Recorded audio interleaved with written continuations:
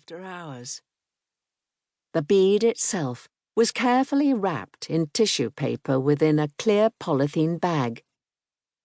Its orange colour bordered on brown. It was approximately 1 centimetre long and half a centimetre wide, with neatly cut, faceted corners and a polished and shiny surface. Apart from a few scars on one side and some dirt still stuck in the hole bored through it, the bead was in perfect condition. Nothing about its appearance revealed its age. You'd be forgiven for thinking it a piece of 20th century costume jewellery. I couldn't tell how old it was just by looking at it. I took out its cardboard tag from the bag, which included a series of numbers, words and letters, decipherable only to the initiated.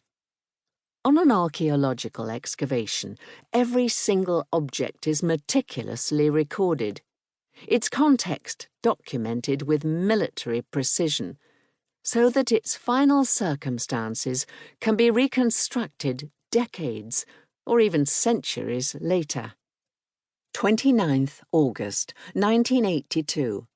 Trench 8, 3710, 703. Circled. Very dark black. Translating these codes into plain English told me that the bead had been found in the late summer of 1982, in the same trench as the mass grave, the grave that I had dedicated 6 years of my life to analysing. The circled number 703 referred to the specific context or layer in which it was discovered. The description to the colour of the soil, a very dark colour, indicated a high organic content, or, in other words, an area rich in human activity. I turned to the 8-volume list of finds from the excavations to check if the bead had been found alongside the Victorians, the Vikings, or the Romans. The same layer had yielded a variety of finds, including a fragment of Anglo-Saxon window glass, a finely lattice-carved piece of bone that had probably come from a Saxon book cover, metalworking waste, and nondescript fragments of iron, but nothing dating to more recently than the 9th century. In other words, the bead had been found within the detritus of a Viking terror attack, alongside the remains of the 264 people I believe were some of the Viking Great Army war dead. Why had I never heard of this bead before? Looking more closely, I could see the word carnelian written faintly in pen across the top of the bag. My knowledge of this material was a little sketchy, but the word alone seemed exotic and enticing. Searching online, I learned that carnelian is a mineral, commonly used as a semi-precious gemstone, a variety of the silica mineral chalcedony.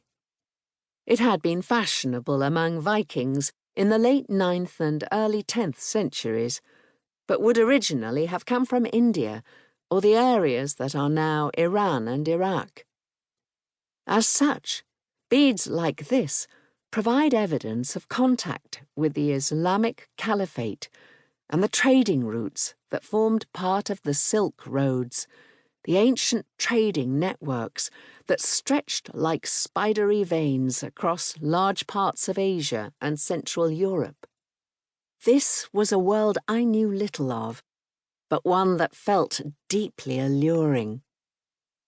While Viking expansion through Eastern Europe and along trading routes bringing goods back to Scandinavia is well known, the Vikings who arrived in England have typically been considered a distinct movement. In history books, maps illustrate this spread with bold arrows.